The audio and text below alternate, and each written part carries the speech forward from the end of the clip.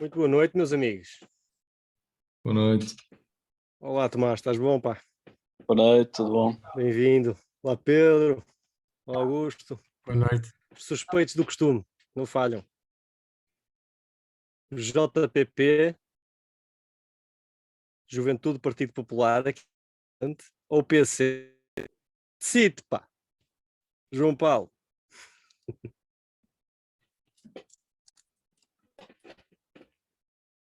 Ok, houve muitos inscritos para esta sessão, portanto eu vou... Olá, boa noite, João Paulo. Houve muitos inscritos, mais de 50, portanto eu vou estar aqui enquanto estivermos na sessão, de certeza vou estar a admitir pessoas, a não ser que tenham um ar suspeito, e aí ficam à porta.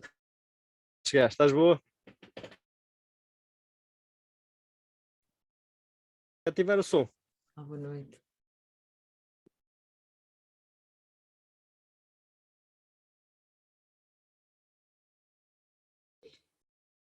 Alexandra, estás-me a ouvir? Olá, sim, estou a ouvir. Conseguem ouvir? Conseguem ouvir-me ou não? Olha, isto está um bocado aos soluços, não sei se a culpa é minha ou tua ou de um terceiro. Eu consigo, sim. Se for minha, não há nada a fazer, porque eu não sei fazer nada nisto. Está como de costume aqui. Agora sim, agora está melhor. Eu acho que a entrada é sempre assim um bocado. Isto dá aqui umas convulsões aqui ao sistema.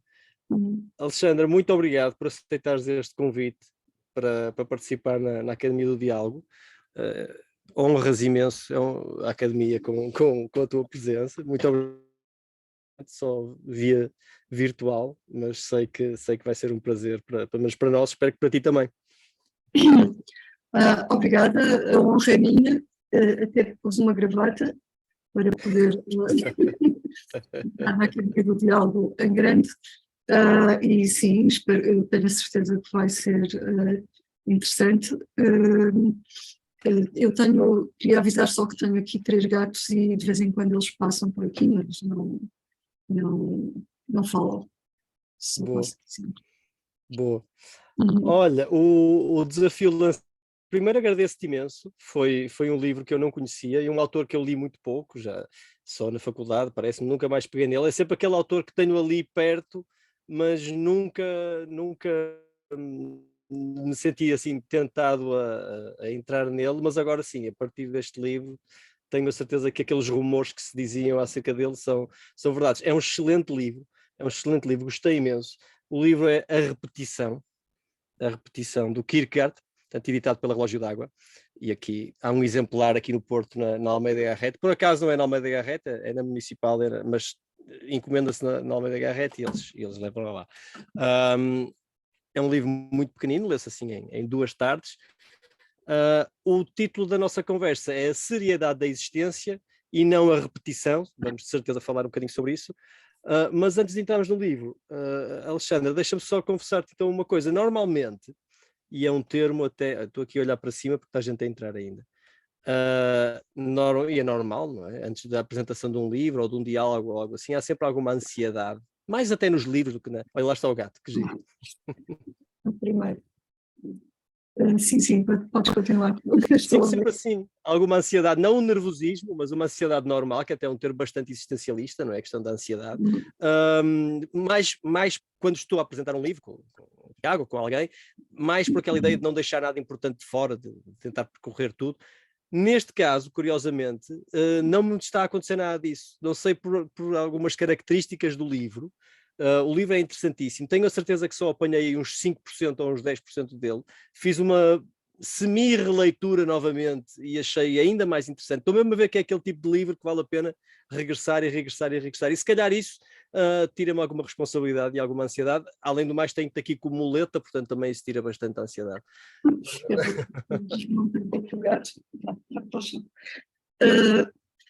Sim, eu fico surpreendida com esse entusiasmo, porque é um autor muito estranho em termos filosóficos, tem um método e um estilo que não são propriamente habituais, e é muito difícil perceber de que é que ele está a falar e o que é que ele está a dizer, o que é que ele defende propriamente.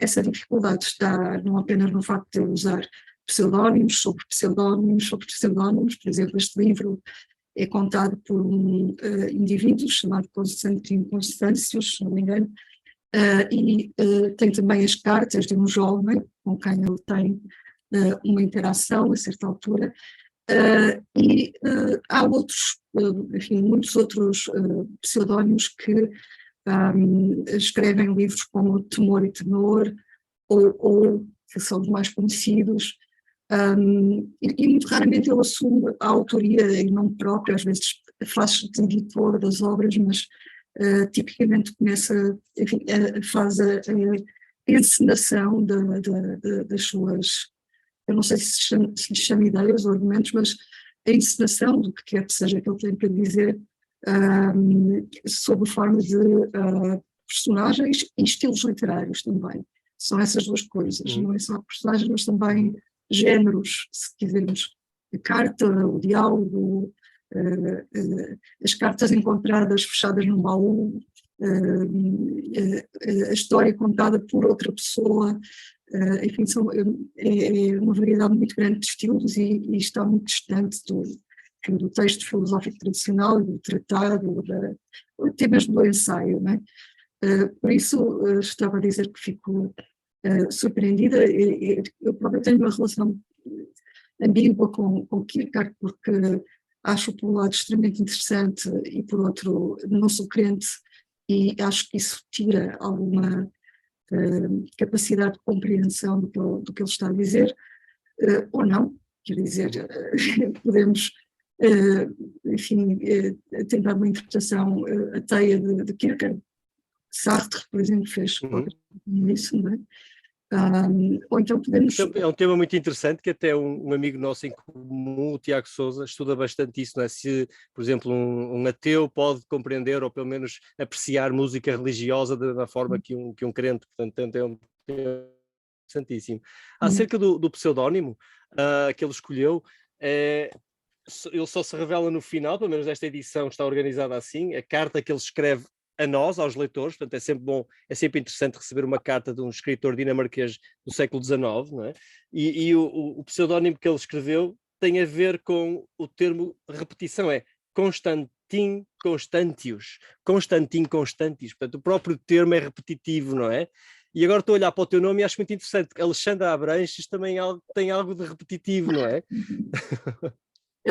Achas que foi por acaso que ele escolheu esta repetição, ou é uma brincadeira, um pescar de olhos, o que é que te parece? Não. Penso que não é por acaso. Aliás, o estranho é este texto chamar-se repetição, nascer noutros textos que nós encontramos uma exposição um pouco mais, enfim, um pouco mais conceptualizável do conceito de repetição, que ele diz que é central no pensamento dele, mas que aqui caracteriza de uma forma extremamente breve, não é? O texto começa com, enfim, um ar muito filosófico, mas rapidamente essa ilusão de que vamos falar da existência através de conceitos desaparece, não é? E aparecem os personagens. Em geral, os nomes são escolhidos para representar alguma coisa, e de facto este Constantino Constâncios deve ser essa ideia de continuidade, se bem que no texto não está propriamente a representar a repetição genuína, está a representar a paródia da repetição, e aliás vai assistir a uma paródia para constatar que está, enfim, que não está a repetir nada, por isso ele é o que dizem falso, não é? Aquele que não consegue repetir. Quem repete é o jovem poeta que se... Começámos por narrativa, se é que podemos chamar assim, porque é muito difícil.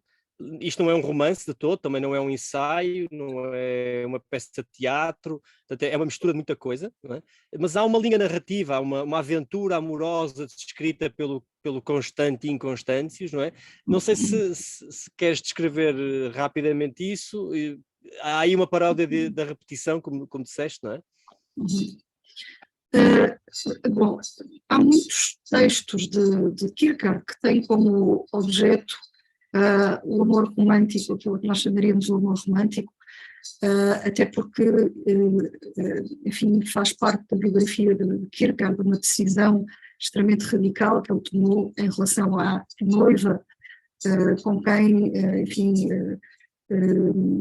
quebrou a relação, deixando-a, enfim, numa situação socialmente bastante incómoda, e tendo sido bastante criticado por isso, mas ao mesmo tempo aquilo que o levou a fazer esse corte não foi, enfim, arrependimento, não foi, enfim, a vontade de ser livre no sentido, enfim, no sentido artístico do termo, ou estético, como ele diz do termo, foi uma coisa muito séria, foi a incompatibilidade entre aquilo que ele decidiu fazer com a sua própria existência e a instituição do casamento.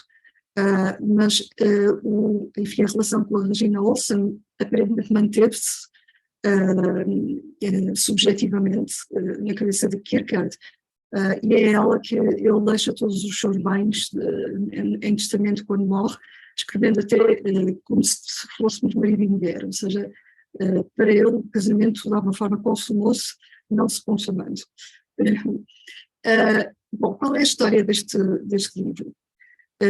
Há um indivíduo que, enfim, por aquilo que conta da sua vida, tem assim um ar de ser um bom vivant, alguém que frequenta a sociedade, alguém que frequenta o teatro, que lê, e que a certa altura toma como uma espécie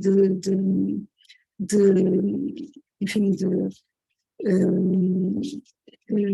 de afilhado, digamos assim, de protegido, um jovem poeta que se aproxima dele para pedir conselhos sobre a sua vida amorosa. Ele apaixonou-se, mas não sabe se, enfim, tem imensas dúvidas quanto à autenticidade do sentimento, se é amor pelo amor ou amor por ela, ou se aproximando-se e concretizando as suas intenções amorosas irá ou simplesmente destruir o que quer que seja que sente e que enfim, motiva as suas produções poéticas, mas, enfim, parece haver aqui uma certa hesitação entre saber se o amor é uma motivação para ele enquanto poeta, se é uma motivação para ele enquanto amante. Então, há, enfim, uma tentativa de esclarecimento junto de um boêmio, não é, que encontra uma solução extremamente elaborada, muito novelesca, em que, enfim, ele iria contratar uma outra rapariga para fingir que estava a ter um caso com ela, para que a rapariga inicial, enfim, sentisse repugnância, se afastasse ela própria, e ele pudesse então ficar livre sem ter enfim, de ser ele a fazer o corte. Mas ele decide não levar avante o plano complicado do seu mentor e resolve isolar-se e começar a comunicar através de cartas, às quais ele não quer que seja dada resposta, e por isso nós temos uma sequência de cartas que contam as reflexões deste jovem poeta em torno do seu problema, mas não temos nenhuma resposta da pessoa a quem ele escreve, ou seja, ele não está já a pedir conselhos, porque já passou para digamos assim, para um estádio diferente daquele que o Constantino Constâncios ainda ocupa. Eu estou aqui a ler que o som não está muito bem, não sei se é preciso aumentar aqui o volume. Consegue-se perceber, não está ideal, mas consegue-se perceber. Ok.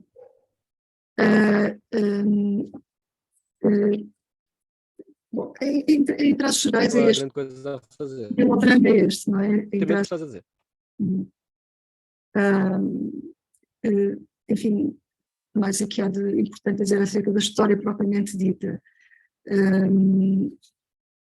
Alguém diz que há um mau contacto no microfone, mas o meu microfone está em contacto com o computador. Enfim, há quem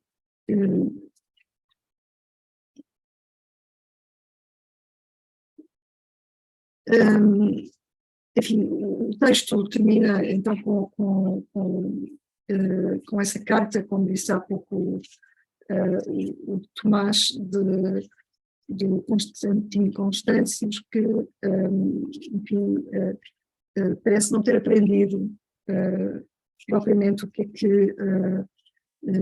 é que o seu jovem amigo poeta aprendeu no isolamento. Por isso dirige-se ao leitor e não ao jovem a quem não tem nada a dizer, suponho.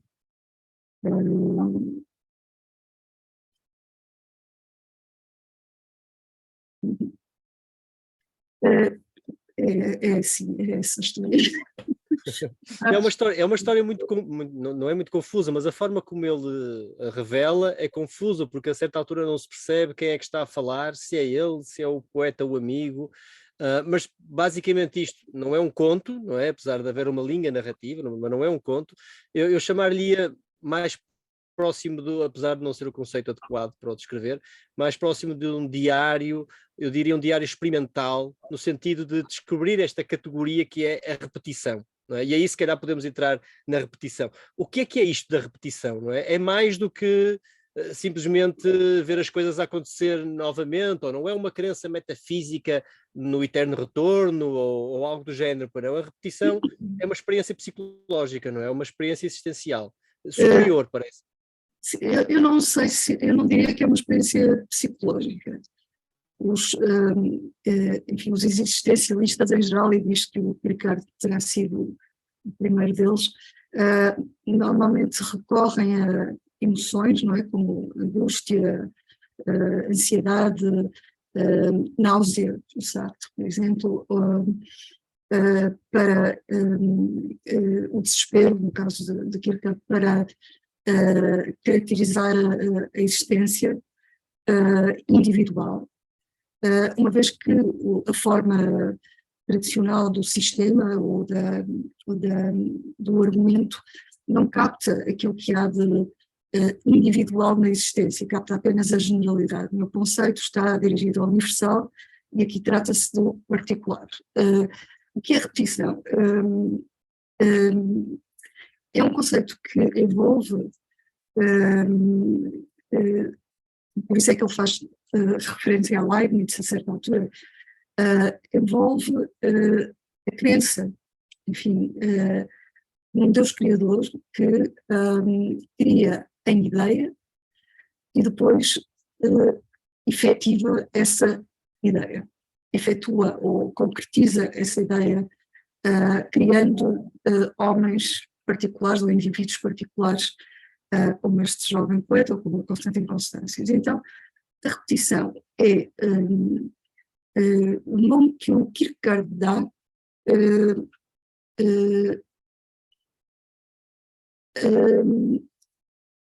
enfim, à atitude de quem, ao agir, age como se estivesse a realizar o ideal divino, e por isso, seja qual for enfim, o desenlace, a consequência da ação que vai ser levada a cabo, é como se ela estivesse sempre a ser feita. Eu acho que a repetição tem a ver com o cruzamento entre a eternidade e a temporalidade, o cruzamento entre criador e criatura, e não é por acaso que a figura que representa a repetição é, aqui neste texto, Jó, da Bíblia, e, por exemplo, no texto do Temor e Tremor é a figura de Abraão que vai representar o mesmo conceito, o conceito de repetição. Eu tenho alguma reticência a chamar de conceito porque precisamente o Kierkegaard não quer, enfim, apresentar-nos uma perspectiva conceptualizada da existência, porque isso seria retirar-lhe a seriedade, seria reduzi-la a uma instância de uma coisa mais geral.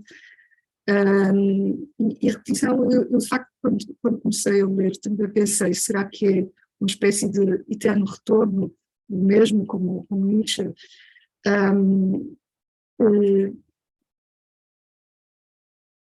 Enfim, no sentido em que o eterno retorno do mesmo pode ser interpretado como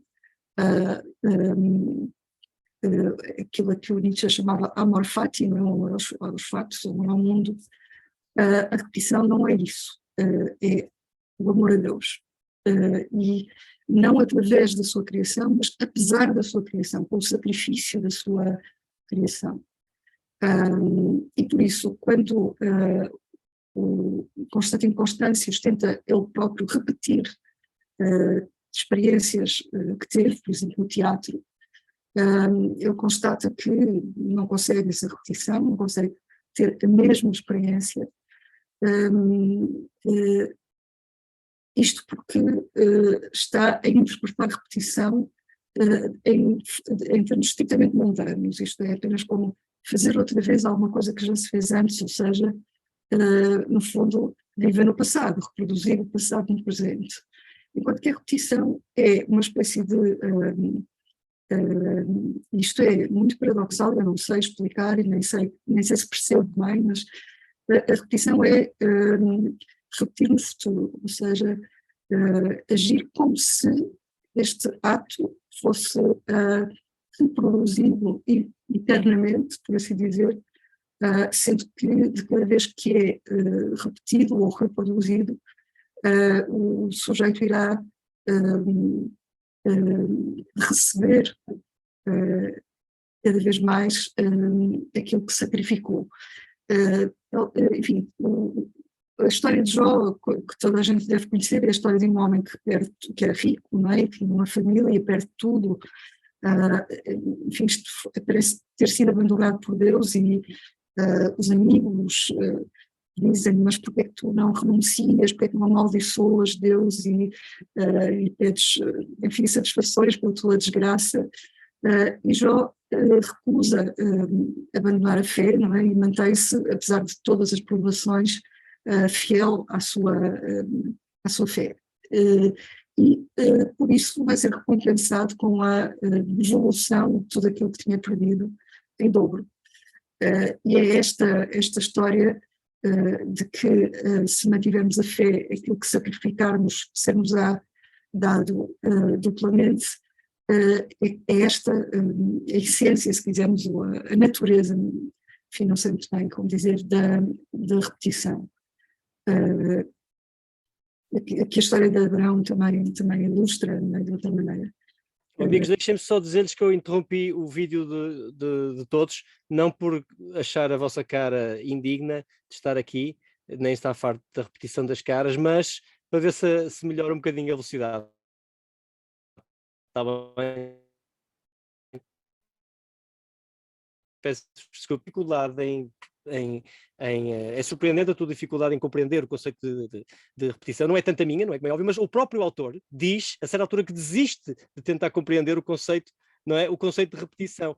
As tentativas dele de repetir mundanamente as coisas, não é? A viagem a Berlim, ir várias vezes à mesma ópera, tudo isso redunda num tremendo fracasso, a certa altura, numa peripécia muito interessante, quando ele chega à casa e vê a casa destruída em pantanas porque o criado fez mal o seu trabalho ou algo assim, e ele desiste, não é? A certa altura ele desiste de tentar compreender a repetição. Mas depois, através do retomar do contacto com o tal poeta, que estava apaixonado e essa paixão impedia o poeta de viver a repetição, ele volta a ganhar, parece-me, algum rapport, não é? Alguma compreensão do conceito de repetição, mas que neste livro não é apreendida totalmente, parece-me, não é? Não sei se é um jogo ou se realmente nas suas investigações este livro saiu ao mesmo tempo que o Temor e Tremor e outro, não é? Em 843, não sei de que forma um estudioso dir-nos-á, mas aqui não há ainda uma compreensão absoluta, nem mesmo por parte do autor, absoluta ele nunca atingirá, desse conceito de repetição, não é? É quase como fugaz, é uma investigação, não é? Não há aqui, deste conceito, como não há, penso eu, num conceito que o Kierkegaard usa em qualquer obra. Isso tem a ver com uma expressão que penso que está na Teodiceia do Leibniz,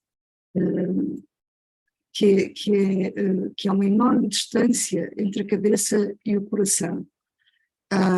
E o que é que isto quer dizer? Que a Kierkegaard não interessa a estruturação de uma teoria que possa ser comunicada, e ele não usa as personagens para facilitar a comunicação. Pelo contrário, o que cada personagem faz é representar um ponto de vista, uma convicção, ou seja, não apenas uma convicção teórica, mas uma forma de viver, que tem de ser desmontada, tem de ser destruída. Mas não pode ser destruída pela frente, não pode ser destruída racionalmente, tem de ser destruída de uma forma que faça passar a ideia, o que quer que seja que se está a substituir pelo que estava lá, da cabeça para o coração desse personagem. E nem sempre é claro se isso acontece. Penso que em muitos casos não acontece. O que a chamava a isto aproximar-se das pessoas pelas costas, que é a melhor maneira de apanhar as pessoas, porque à frente está, enfim, a máscara que a opção individual de cada um representa. Pelas costas está o acesso ao que está por trás da máscara que foi escolhida, e só assim, segundo o que cada que se pode tentar comunicar. Mas a ideia é levar o próprio personagem a compreender que a sua posição é falsa, é ilusória. Há aqui uma passagem, se não se importam, eu vou ler, são meia dúzia de linhas, onde ele, preocupado com essa questão de compreender ou não o conceito de repetição e preocupado com a preocupação do poeta, o seu amigo confidente, não compreender esse conceito de repetição, ele diz o seguinte, eu vou ler, mas só muito sinteticamente, a ideia de que não é possível compreender na história da filosofia o conceito de repetição, ou seja, ele não poderia ir buscar à história da filosofia uma tentativa de compreender aos antigos nem aos modernos. A ideia é, passo a citar, o problema com que ele, o poeta, se defronta é nada mais, nada menos do que a repetição.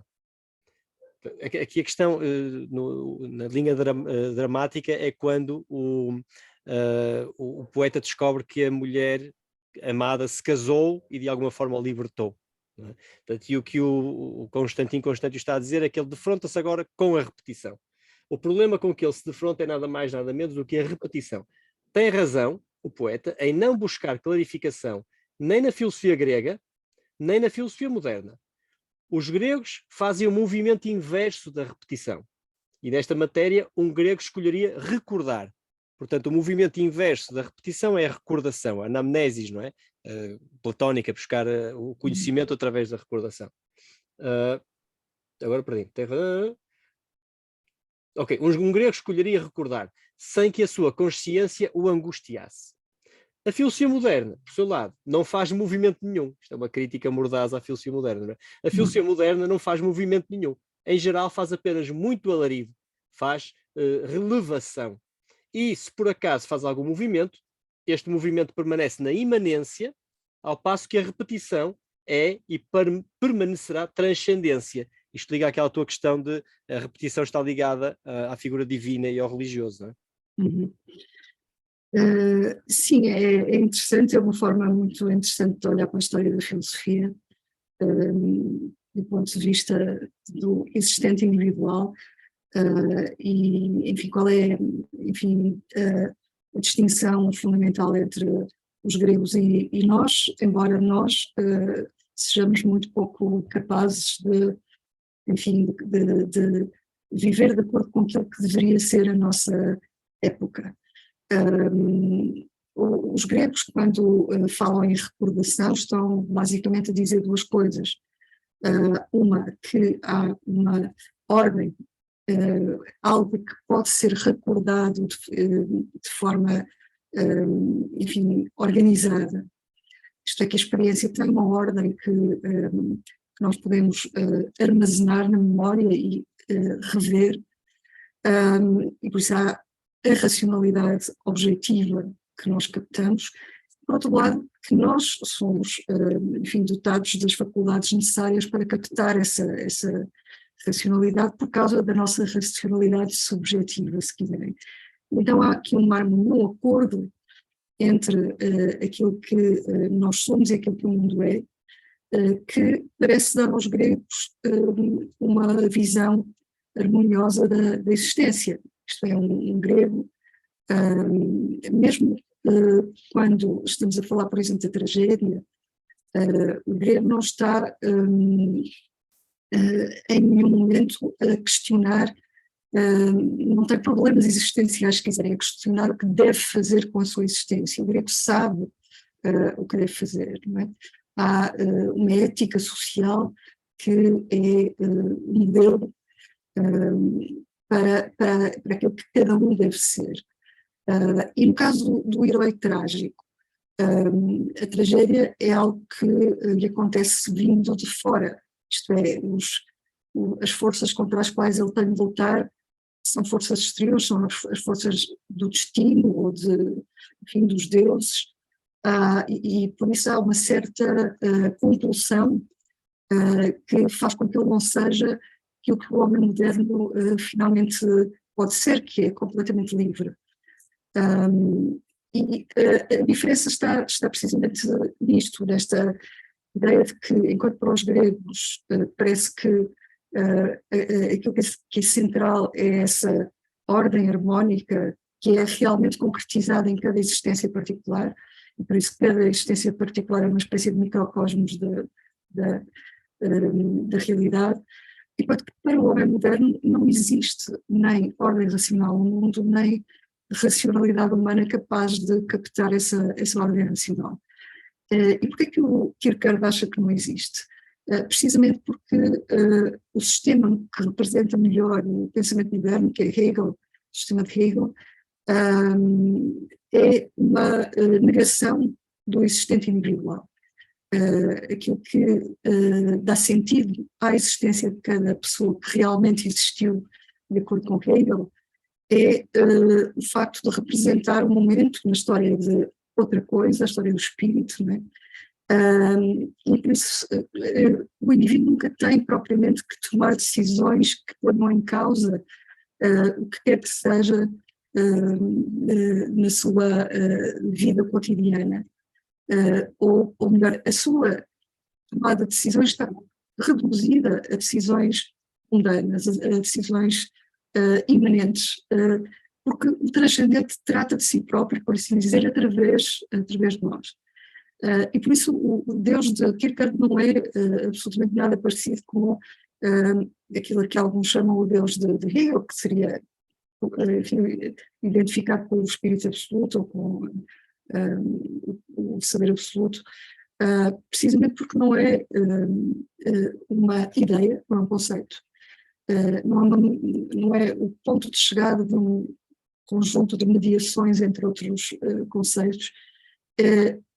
Eu penso que o Deus de Kierkegaard é ele também uma pessoa, e é uma das coisas que o Deus de Kierkegaard mais faz é olhar para nós, e estar sob o olhar divino é uma das razões pelas quais a existência é uma coisa tão difícil, e a ansiedade, o desespero são enfim, os estados daquele que leva a vida a sério. Como é que tu interpretas a frase? É talvez a única ou das únicas frases onde ele enfrenta o conceito de repetição de frente, pega pelos cornos, que é quando ele diz que a repetição é a realidade, e lá está e o título do diálogo de hoje. A repetição é a realidade e a seriedade da existência. O que é que isto quer dizer? A repetição é a realidade e a seriedade da existência. Portanto, por realidade não é a realidade imanente, como acabaste de dizer, mas é o quê então? Mais uma vez, é difícil reduzir aquilo que eu quero dizer a uma tese comunicável, porque isso seria trair o propósito da filosofia de Kierkegaard, que é precisamente manter-se sempre no plano do singular, da existência única, que é a vida de cada indivíduo. Talvez por contraste seja mais fácil perceber o que é que Kierkegaard quer dizer com a seriedade da existência, ou melhor, falando primeiro da antropologia, se quiserem, de Kierkegaard, que vê, enfim, os humanos como, claro, sendo também animais, como os outros animais, mas tendo uma coisa que ele chama espírito, que é, enfim, não propriamente uma alma no sentido teológico tradicional, mas é o facto de haver em nós uma indefinição à partida, uma total abertura, um vazio, enfim, uma completa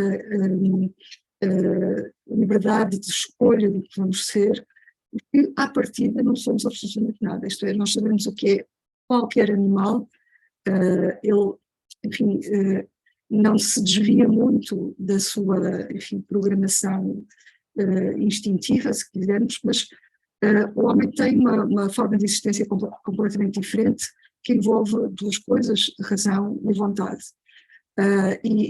O conflito entre essas duas coisas, ou melhor, a forma como essas duas coisas devem ser alinhadas, que na tradição filosófica tem sido pensada como havendo uma orientação da vontade pela razão, é aquilo que o Kierkegaard acha que não pode acontecer na vida individual. Porquê?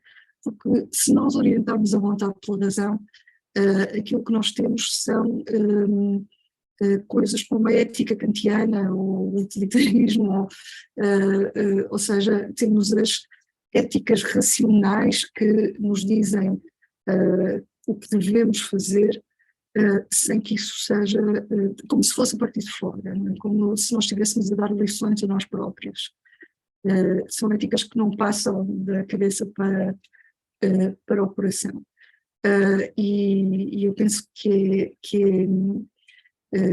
a seriedade da existência tem a ver com nós não ficarmos satisfeitos com a quantidade enfim, de possibilidades que nos são dadas a partir de fora, porque todos nós, enfim, escolhemos de um menu, não é, que nos vai sendo apresentado ao longo da vida, não é? Somos socializados para, enfim, sermos de uma determinada maneira, e lá está, por exemplo, o casamento é considerado um momento da existência extremamente relevante, mas isso o Kierkegaard vai chamar o estádio ético, que é precisamente a acomodação da nossa liberdade a uma regra do mundo, uma regra exterior, sem que essa regra seja a expressão da minha unicidade, por um lado, e da minha liberdade, por outro. Bom, nós podemos perguntar, mas o que é que o indivíduo tem assim de especial? Enfim, o que é que pode haver para além de regras universais que todos têm de cumprir? Está aqui a propor-se alguma espécie de subjetivismo radical, não é? Que, no fundo, iria ter consequências catastróficas, não é? Imagina o que é que toda a gente, de repente, parar de agir à espera de ter a convicção suficiente para agir de uma determinada maneira. Há pessoas que a quem isso nunca acontecerá, isto é, não terão sequer a capacidade de colocar a existência como um problema, de enfrentar a existência como um problema. Tudo está definido e claro à sua frente. Para essas pessoas a vida ética é suficiente, mas há os que, enfim, experimentam o desespero de saber que, por um lado, tudo depende de nós, ao mesmo tempo que nós dependemos apenas de uma entidade absolutamente transcendente, cuja boa vontade para connosco é completamente desconhecida. O Deus em Kierkegaard é precisamente aquilo que não é errível, é uma é uma opacidade, nós não sabemos absolutamente nada sobre as intenções de Deus para connosco, e no fundo, mas ao mesmo tempo é a única coisa que interessa, segundo Kierkegaard, é essa relação com a divindade. E por isso é que ele chama essa a forma de viver mais séria, mais autêntica, o estádio religioso, e isso é que pode tornar, porque parece, ele não está a dizer que há salvação na religião, isto é, não está a dizer que se nós formos bons cristãos, vamos obter a salvação porque estamos sabemos a partir do que é esperado de nós. O que ele pede aos cristãos, quando lhes pede para serem bons cristãos, é que mantenham a fé apesar da total escuridão, digamos, da total ignorância sobre aquilo em que acreditam. Por isso é que a imagem de Jó é importante, não é? E é a que ele usa para explicar o conceito de repetição. E era aí que eu me agarrava, apesar de tentar compreender conceptualmente, é a minha veia moderna, não é? Tentar compreender o conceito de repetição, quase com condições necessárias e suficientes. A imagem de Jó ajudou, portanto, só para relembrar, a ideia de Jó é alguém que Jó foi castigado, não é, por Deus, perdeu a mulher, perdeu os filhos, perdeu as posses, ele era rico, não é? Perdeu os amigos e não perdeu a fé, e por não ter perdido a fé depois foi recompensado em dobro. Era essa a imagem a que eu me agarrei para perceber a repetição. Portanto, tudo aquilo depois voltou, teve nova mulher, teve novos filhos, teve novos amigos, novo dinheiro, portanto foi recompensado em dobro, foi tudo repetido em dobro. É quase como o nome Constantis Constantius, não é exatamente igual, não é Constantis Constantis, é Constantins Constantius, há ali um acréscimo. Eu andava a lutar com esse conceito de repetição. Já são 45, já está a bater a hora em que nós costumamos abrir aos nossos amigos, mas deixa-me só contar-te esta experiência que tive hoje, porque eu acho que para mim foi reveladora do conceito de repetição, e se calhar podes ajudar-me a percebê-la um bocadinho, e tem a ver também com a ideia de Jó. Eu fui um pouco Jó hoje. Mas a ideia, eu dou aulas em Lousada, à quinta e à sexta, e faço muitos quilómetros, portanto ando de uma escola para a outra, e hoje uma das escolas em Lustosa, depois tinha que ir para o centro de Lousada, era a 15 km uma da outra. Portanto, eu saí da escola e quando cheguei ao sítio da outra escola, tinha andado já 15 km de carro, encontrei um sítio para estacionar o carro e percebi que tínhamos esquecido da mochila com o computador em Lustosa, na outra escola. Ou seja, tive que repetir o caminho todo para trás. Claro que a quantidade de insultos que saíram mentalmente de mim nessa altura foram avassaladoras. Aí eu comecei a pensar, mas bolas, então eu estou a ler um autor e hoje vou ter um diálogo à noite sobre o conceito de repetição. Sim? Estou a tentar apanhar essa ideia de repetição e que a repetição é uma coisa boa e salvífica. E estou aqui a praguejar quando me é dada a oportunidade de repetir tudo aquilo que acabei de fazer. E com essa ideia de repetição, eu voltei atrás, obviamente tinha que voltar, 15 km para trás para a escola onde tinha deixado o computador, fiz aquilo tudo, já com uma atitude diferente, uma atitude de nova contemplação, e foi interessantíssimo, porque no caminho depois de volta, outra vez, portanto voltei à escola e depois voltei para Lousada, passei exatamente pelos mesmos sítios e tive o cuidado de ir repetindo as minhas observações. Um andaime que me tinha chamado a atenção e eu olhei e vi que tinha um pormenor novo, um rio que estava, galgou as margens e eu na altura percebi de onde é que vinha o caudal da água, a cor de umas folhas que são diferentes quando vou de cá para lá e quando venho de lá para cá, uma videira que eu nunca tinha visto em Lousado ainda, enorme, porque nas primeiras vezes que passo tenho as primeiras observações e não me foi dado ver as segundas, portanto a repetição deu-me isso. E outros episódios curiosos, uma prostituta que quando eu passei a primeira vez não estava no sítio do costume e agora já estava e vi o cliente a sair, portanto, assim uma série, o mundo a funcionar de uma forma diferente, ok? Portanto, desta forma prosaica é que eu experienciei o que é o ganho do conceito de repetição. Não é fazer as coisas outra vez, não é esperar que o universo me dê novamente as mesmas coisas. Eu acho que é ter uma atitude mental que aceita uma certa repetição, mas acaba por ser um ganho, como Jó também depois ganhou em dobro a aprovação toda que tinha tido e repetiu novamente aquilo tudo, mas ganhou.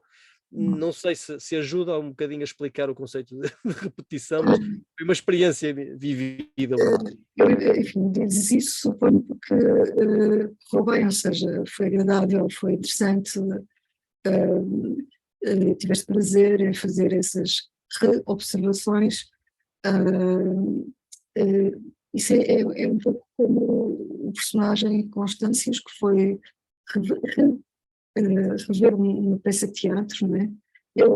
Ele não correu tão bem, porque não teve essa experiência satisfatória que tinha tido anteriormente, e por isso é muito nítida a diferença entre a repetição mundana e a tal repetição transcendente de que Kierkegaard parece estar a falar. É muito difícil para mim, eu estou sempre a dizer que é muito difícil porque realmente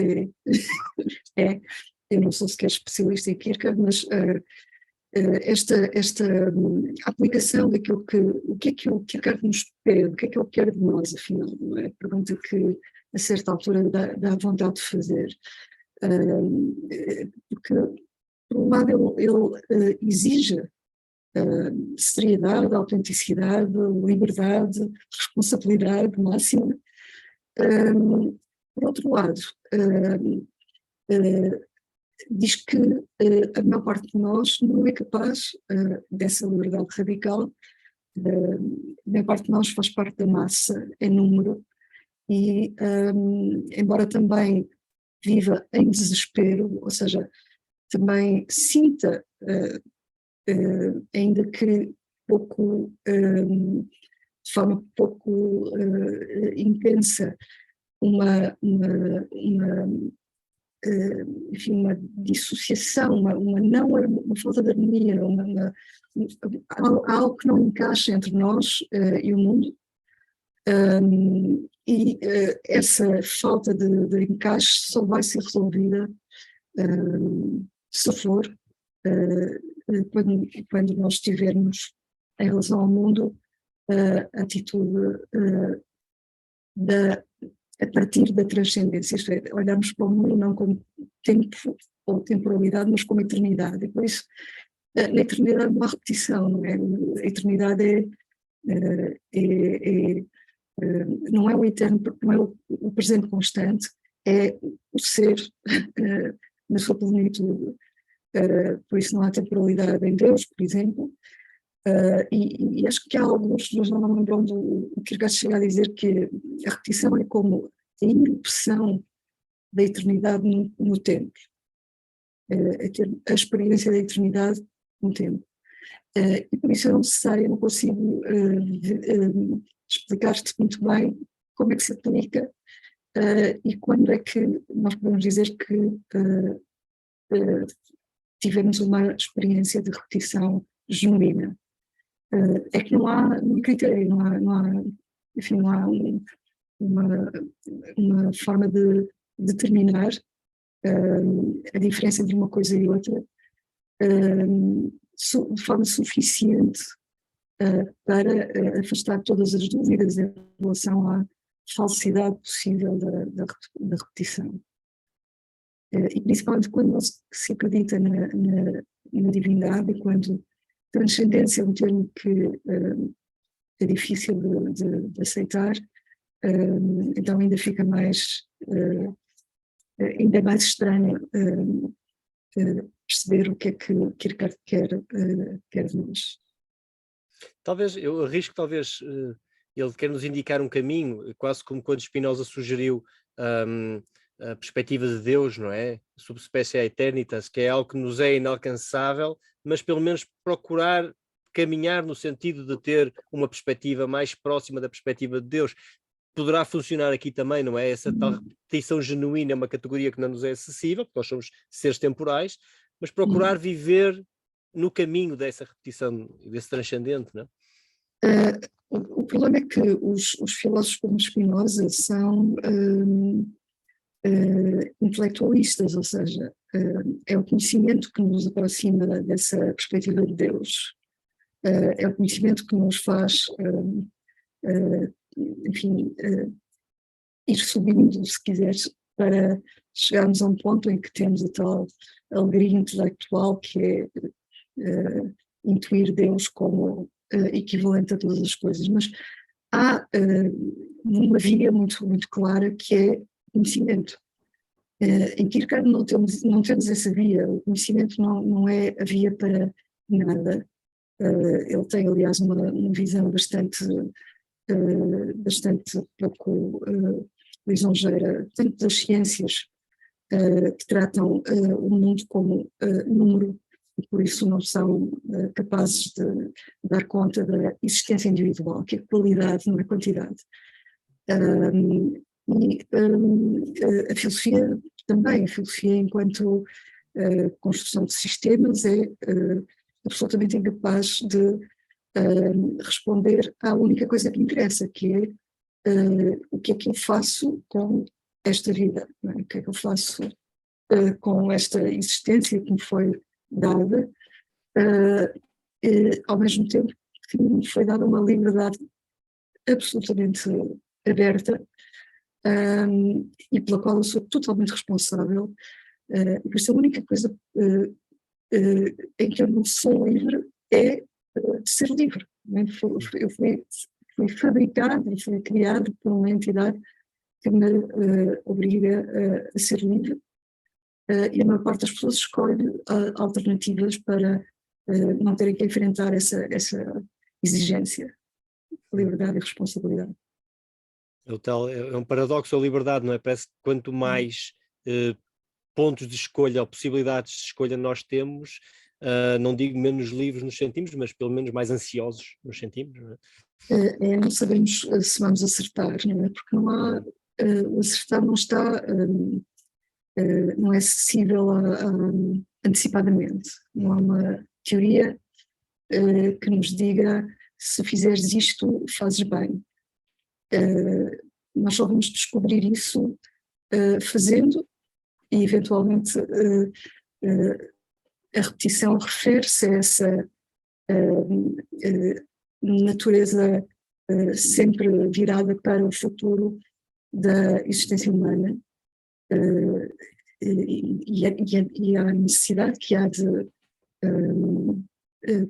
tomar constantemente decisões que são precárias, de um lado, e que são tomadas às cegas muitas vezes, ou então que enfim, usam artifícios para compensar a falta de coragem para assumir essa liberdade que nos caracteriza. Olha, um dos artifícios é, por exemplo, não subscrever a Netflix, não é? Porque dá-nos uma variedade tão grande de episódios, de séries, que de alguma forma nos causa angústia. Podemos escolher qualquer um e acabamos por ficar bloqueados com a imensidão das escolhas. Portanto, um dos artifícios pode ser este, reduzir o leque de escolhas.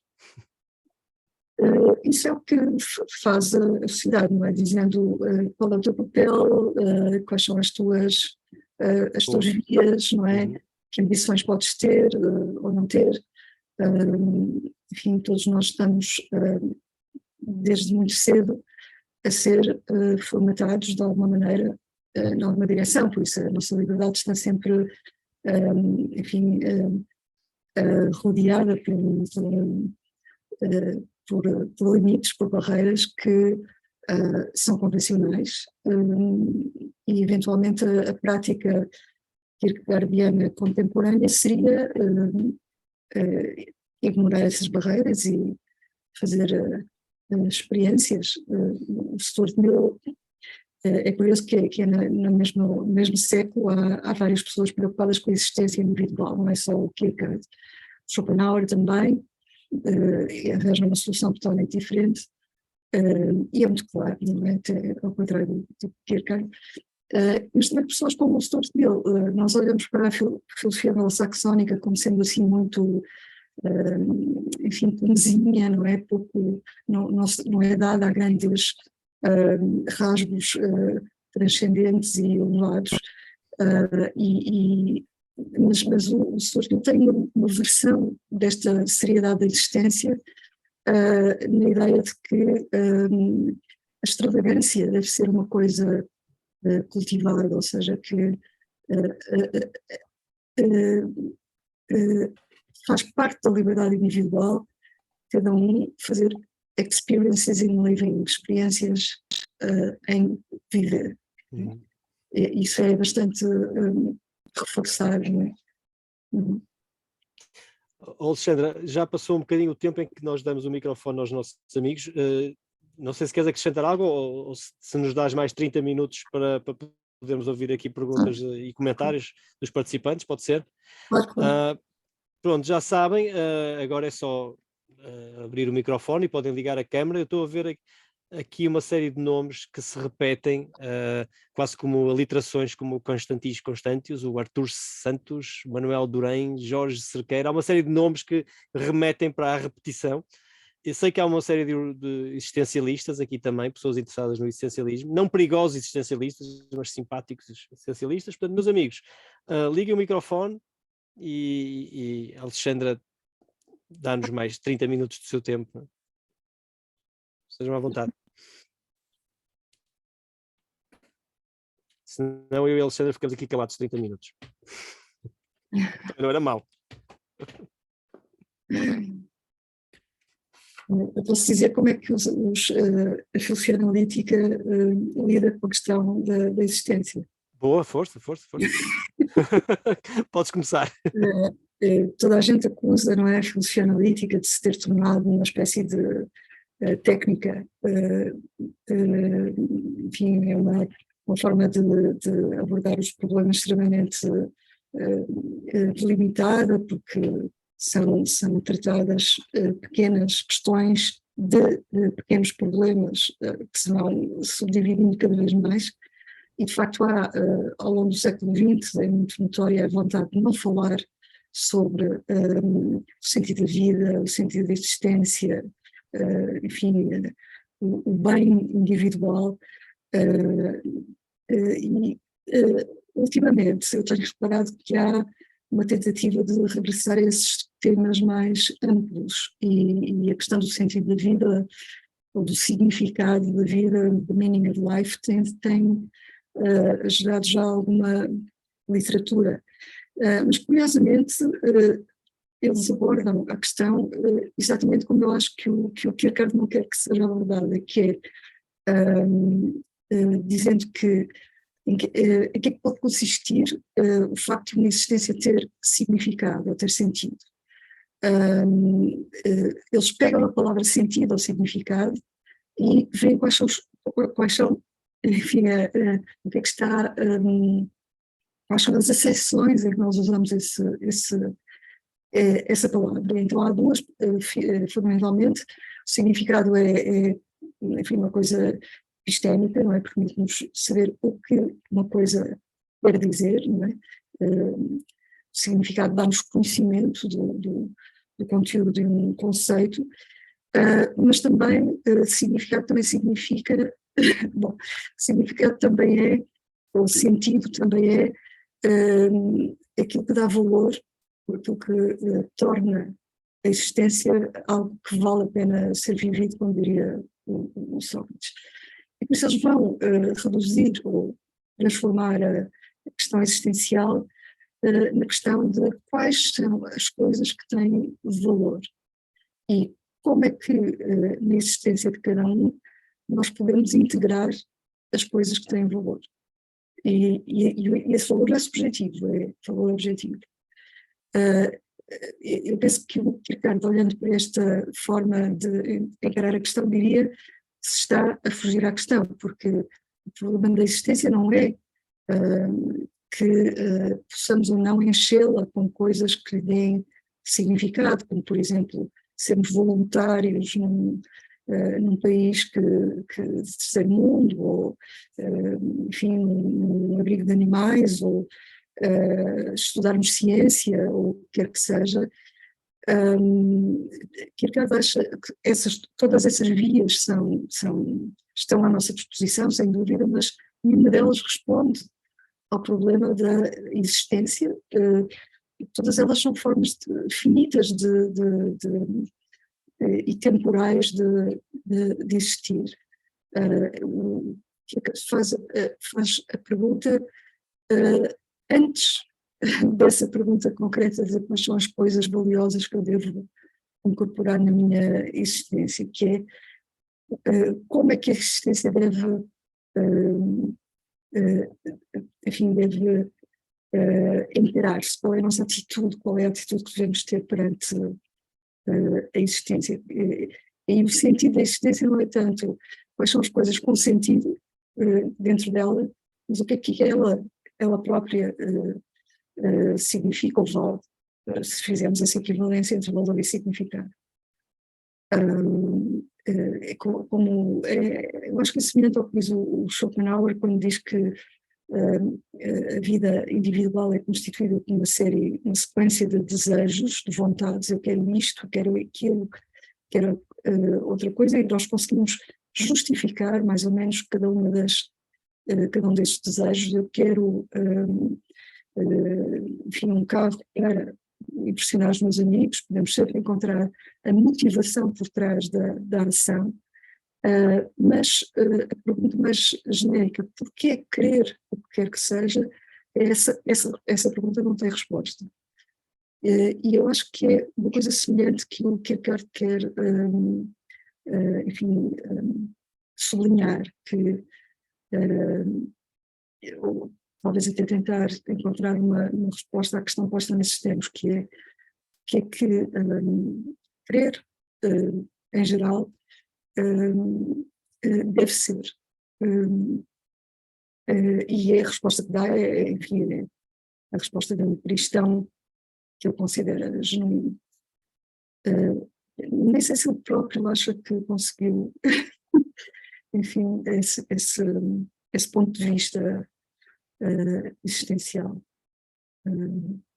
Eu acho que um filósofo analítico ficaria de cabelos em pé com este método utilizado pelo Kierkegaard, não é, de investigação, não é?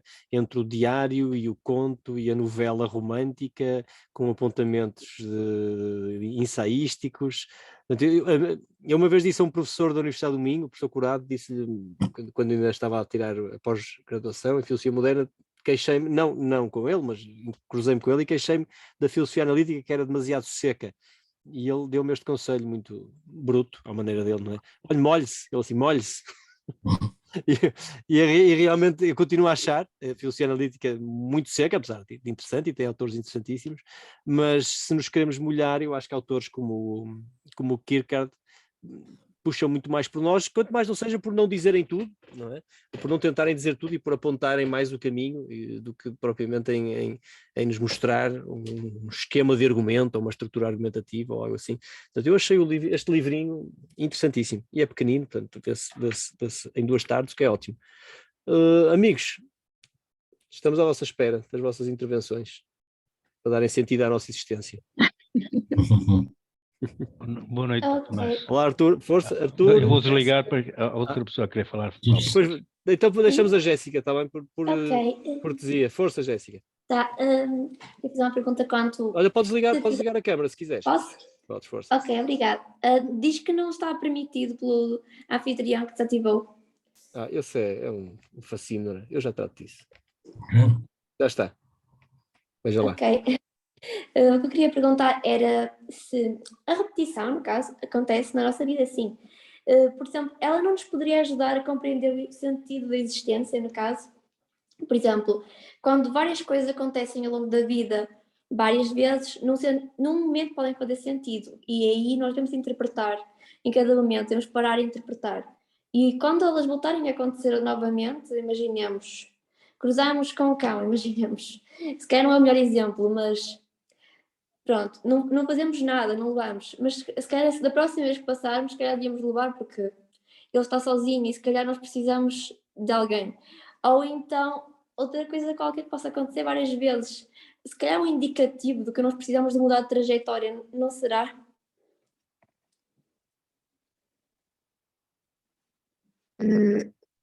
Enquanto a Jéssica estava a falar, eu estava a pensar naquele filme famoso do Groundhog Day, não é? Que a pessoa acorda sempre no mesmo dia, e a primeira reação é o desespero de não compreender o que é que está a acontecer, mas, enfim, depois vai percebendo que está de facto a repetir constantemente o mesmo dia e vai primeiro aproveitar o facto de saber já o que é que vai acontecer. Essa primeira reação é oportunista, mas depois vai tentar corrigir algumas coisas que vê que acontecem e que preferiria que não acontecessem. Por isso a repetição pode ser uma forma de aprendizagem, suponho que sim, só que em Kierkegaard eu não vejo essa perspectiva, pelo menos neste livro não encontro essa ideia de aprendizagem através da repetição, até porque não se trata de aprender nada, trata-se de ser recompensado pela fé. No fundo, essa é a situação do Job, que serve de ilustração à repetição, é obter algo em troca da fé, sem à partida sabermos que vamos obter o que quer que seja, não? Porque é uma aposta, não é algo garantido à partida. Tanto quanto sabemos, Deus pode nem sequer existir, não é? E só a fé é que pode manter-se perante a falta de certeza racional. Mas sim, a repetição no sentido mais imanente é a maneira como nós enfim, pode ter dois efeitos, não é? Pode nos fazer esquecer uma série de coisas, não é? Repetir é fazer outra vez. Fizemos tantas vezes que já nem notamos aquilo que estamos a fazer e as circunstâncias em que estamos a fazê-lo, mas também pode ser uma oportunidade para prestarmos mais atenção. Eu penso que temos mais tendência para a primeira para a primeira reação, que é a repetição ser uma automatização, por assim dizer, uma incorporação de uma rotina que nos ajuda, mas sobre a qual não pensamos especialmente, ou não temos já de pensar. E obrigada pela pergunta, Jéssica. Nada. Eu vou manter o meu vídeo desligado. Artur, está à vontade. Boa noite, Tomás. Mais, como costumo, um abraço e o agradecimento por dinamizar esta plataforma, e à nossa palestrante, Alexandra Abranches, pela estimulante explicação que tem tido e que tem dado. Eu não li o livro, só agora estou a tomar conhecimento dele e tentar lê-lo seguramente. E antes de mais uma explicação pela razão da aparente repetição do meu nome. A razão é muito fortuita e muito banal.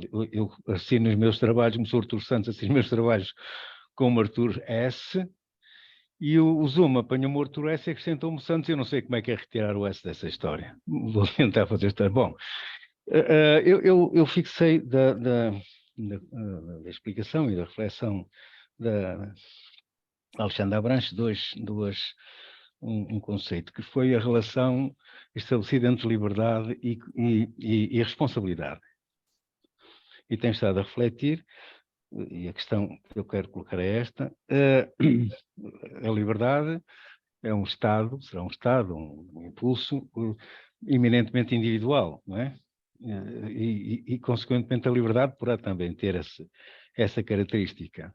Portanto, o estabelecimento de um modelo, de uma visão de conduta, admitindo que tem as duas faces da questão, essa escolha prévia, uma escolha não definida, evidentemente, mas baseado em conceitos ou critérios de vida, e a continuação, ou a retoma desse caminho, equiparando liberdade e responsabilidade no sentido dessa visão indistinta, indefinida, subjetiva, será redutor ou, por outro lado, poderá ser uma forma de se concretizar de forma mais ou menos concreta este caminho de repetição que tem estado a referir. Obrigado.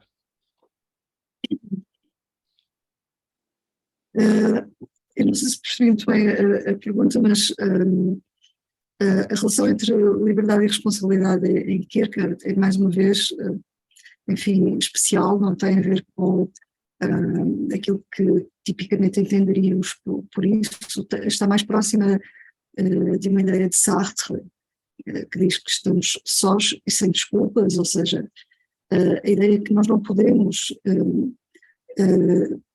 uma vez que a escolha é absolutamente nossa e de mais ninguém, não podemos apelar ao que quer que seja para justificar aquilo que fizemos, e tudo quanto aconteça por causa daquilo que escolhemos, a culpa é nossa, e esta ideia de culpa é importante porque o Kierkegaard usa muitos conceitos, muitas palavras,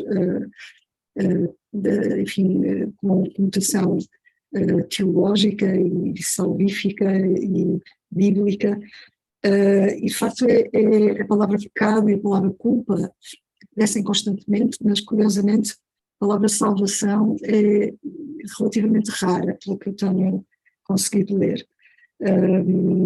E ao mesmo tempo, o que ele nos, eu penso que ele pede-nos precisamente há aqui uma passagem numa das cartas em que ele diz que quando o indivíduo acha que acontece alguma coisa má como castigo pelos seus pecados, isso até pode ser enfim, uma ideia verdadeira e até humilde, não é? Pode ser uma forma de uma expressão de humildade, mas também pode ser consequência de uma concepção falsa da relação do homem com Deus. A ideia de que Deus é uma espécie de tirano, de tirano cruel, não é? Que nos castiga. E essa forma de entender Deus como alguém que nos castiga pelas nossas infrações é a forma ética de conceber Deus, não é? E um Deus mestre-escola, não é? Um Deus que nos dá reguladas porque não cumprimos as regras.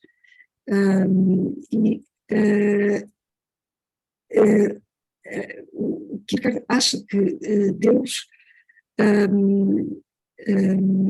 deve ser entendido como algo que está para além de qualquer tipo de compreensão e por isso também para além de qualquer tipo de relação causal entre crime e castigo, por exemplo. O amor a Deus é completamente independente e deve ser completamente independente da ideia de culpa ou de responsabilidade. Aliás, aquilo que faz com que sejamos nós os responsáveis e que sejamos nós os livres é a total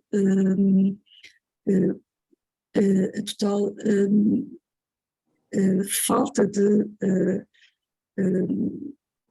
apoio numa concepção racional da divindade que nos daria as razões pelas quais existe uma falha no nosso comportamento a merecer uma determinada pena. O Deus de Kierkegaard não nos, enfim, não é racionalidade. Ao contrário do que acontece com várias outras concepções, mesmo a Leibniz que ele apela, enfim, a ideia difícil em Kierkegaard, e por isso é que ele fala de Leibniz, acho que é mesmo bastante deliberada esta referência, é como é que um Deus criador pode criar uma entidade como nós, capaz de,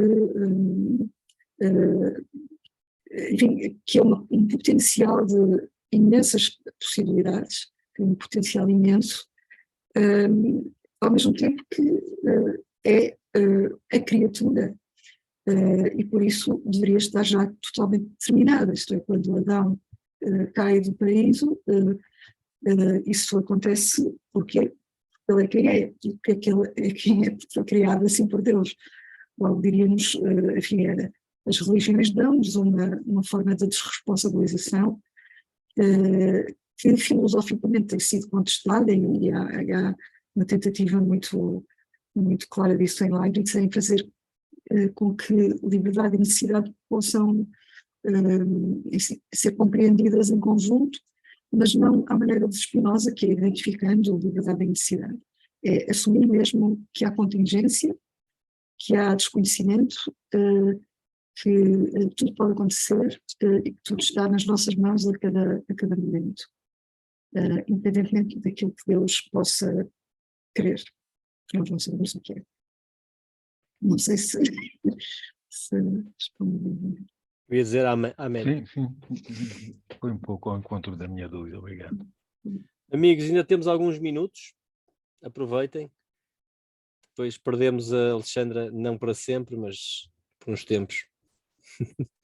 Fica já o desafio, Alexandra, se te lembrares ou quiseres, tiveres vontade de abordar outro livro, de algum desses autores que tu falaste, ou até do próprio Kierkegaard, tenho a certeza que nós todos repetiríamos esta sessão, portanto, sem querer abusar da tua paciência. Eu posso propor o William James, porque vou ter que voltar a estudá-lo para preparar algumas aulas e pode ser que se estiverem interessados podemos falar. Estamos à tua disposição, maravilha, quando quiseres. Amigos, aproveitem, não é todos os dias. Temos aqui alguém como a Alexandra. Não sou pessoa cuidado. Normalmente sou eu e o Tiago, enche chouriços.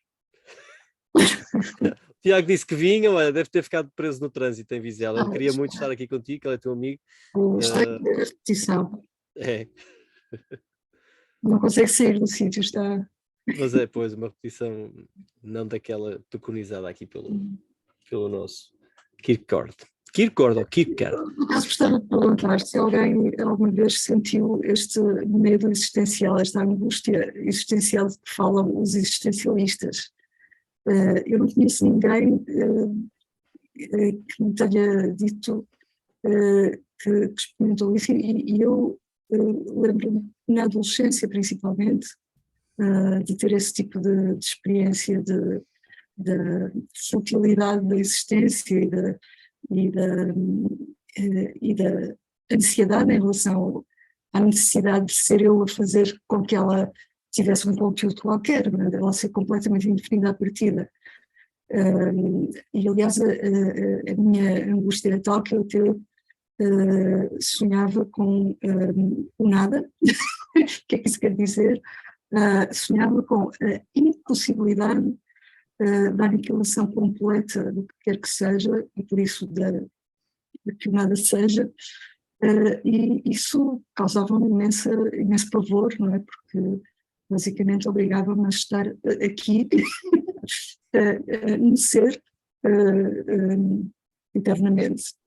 É uma ideia assustadora para mim, para outras pessoas gostarão da ideia de viver eternamente.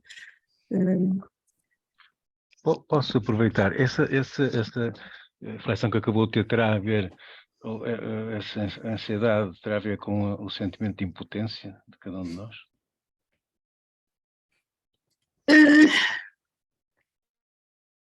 Eu acho que tem a ver com o medo do poder que cada um de nós tem, mais do que com o sentimento de impotência. Eu acho que o sentimento de impotência, na minha experiência, aparece muito quando nós nos relacionamos com aquilo que o mundo nos quer que nós sejamos. Aí sim, damos com a cara na porta e na parede muitas vezes. Isto é, as coisas existem com uma determinada ordem, as instituições sociais, enfim, os locais de trabalho, os clubes, as equipas em que nós possamos integrar-nos. E sim, toda essa ordem social faz com que, em algum momento, certamente, a nossa impotência seja experimentada como, eu diria mais como exasperação do que como angústia ou ansiedade. Acho que a angústia ou a ansiedade tem mais a ver precisamente com a potência com essa constatação de que tudo depende de nós e a nossa vida vai ser o que nós fizermos que ela seja. Isso é uma enorme responsabilidade. Se a coisa já tivesse mais ou menos feita por nós, para nós, era mais tranquilizador. E para a maior parte das pessoas está, não é? Para a maior parte das pessoas a vida tem marcos que são normais.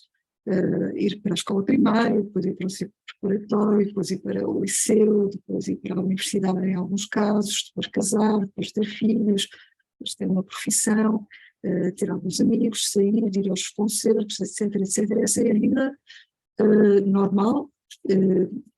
Enfim, não tem nada de criticável, é tão legítima como outra opção qualquer. Que um Kierkegaardiano diria que é uma forma, é aquilo que o Sartre chama má fé, isto é, nós vivemos assim não porque seja uma escolha nossa, mas porque é a escolha que já está à nossa disposição, é o mais fácil, é a via mais fácil, e assim fugimos à autenticidade. O que quer que seja, que significa essa palavra autenticidade, que eu nunca soube também o que é. Eu nunca senti essa angústia, não tenho essa veia existencialista, ou se calhar as drogas deles eram outras, não sei, mas uma imagem ou um conceito que me causa alguma impressão. É essa ideia de instante e de presente, que é aquilo que nós temos, não é? Nós vivemos num instante, tudo o que há é um instante, é quase como uma película, não é? Mínima, muito fininha, que é onde tudo está. Tudo o que existe está nessa película neste momento. Tudo para a frente ainda não existe, não é? O futuro, as expectativas, tudo isso está fora dessa película. A imensidão que está para trás também não existe, é uma carga enorme em nós, assim como o futuro, mas nós estamos ali numa película micromilimétrica que é ou micro em termos de metros, mas em termos de tempo, né? Que é o segundo instante. E pensar que toda a existência, tudo o que há está plasmado ou espalhado por essa película milimétrica, causa-me alguma impressão, mas não ao ponto de me causar angústia. Mas isso pode ser um defeito meu. O problema é quando a questão instante, ou seja, eu acabei de falar e o que eu acabei de dizer já é passado, aquilo que eu vier a dizer é futuro, quando aquele instante. O Schopenhauer tem precisamente um argumento contra a realidade do tempo com base na incapacidade de fixarmos o instante. O passado deixou de ser, o futuro ainda não é, e aquilo que é a transição do que já foi para o que ainda não é. E por isso é uma ilusão, o presente do instante é ilusório.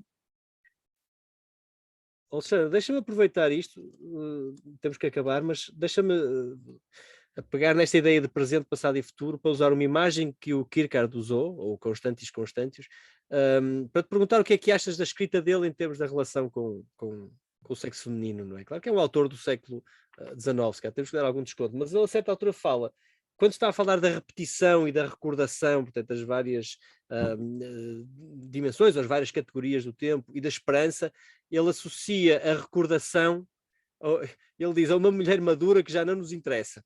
Sim, sim. Um cavalheiro, não é? A esperança a uma mulher jovem que não nos compete, digamos assim, somos maduros demais para ela. E a repetição, que é aquilo que ele quer viver, o instante, o presente, como uma mulher amada, não é? Pronto, é a imagem que ele usa, não iria vender livros, não iria encontrar um editor hoje em dia, mas não sei, é uma imagem que ele usa para representar essa categoria da repetição, por contraposição às outras duas, à esperança e à recordação, mas meteu-te alguma impressão, como leitora do século XXI, este uso da mulher desta forma?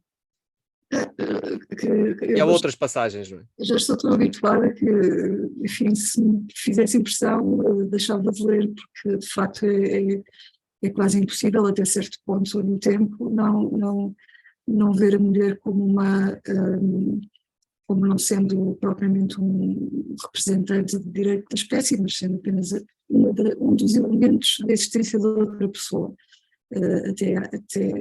enfim, penso que até hoje muita gente pensará ainda assim.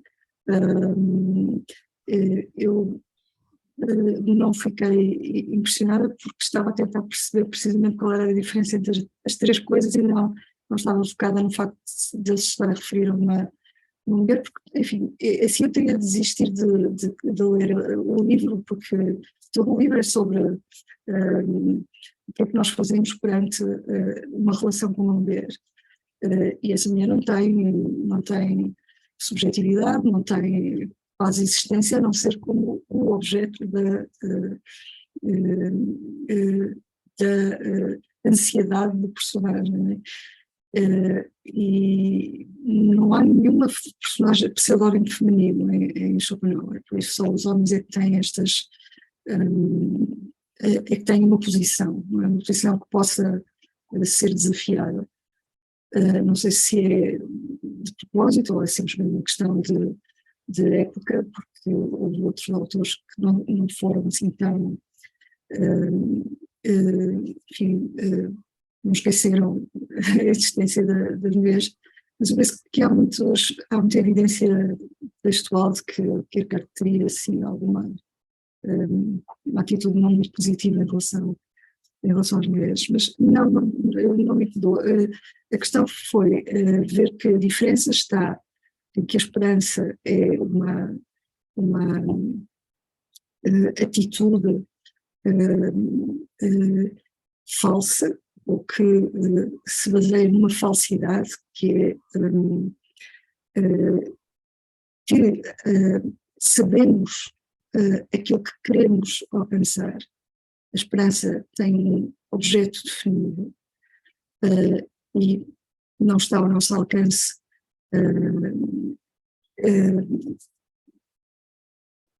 porque não é, por assim dizer, uma expressão da nossa individualidade. A outra personagem era tu disseste as três. Era a mulher madura e a esposa amada, que seria a representante da repetição. Mas a mulher madura está ligada Era a recordação. Recordação, exato. Sim, a mulher madura representa mulher madura que já não nos serve, isso é o que ele diz, não é? Já não nos serve. Rever a história, não é? A nossa história. E a repetição é a esposa fiel, e amada. Por isso, eu não sei o que é que ele quer que se conclua daí,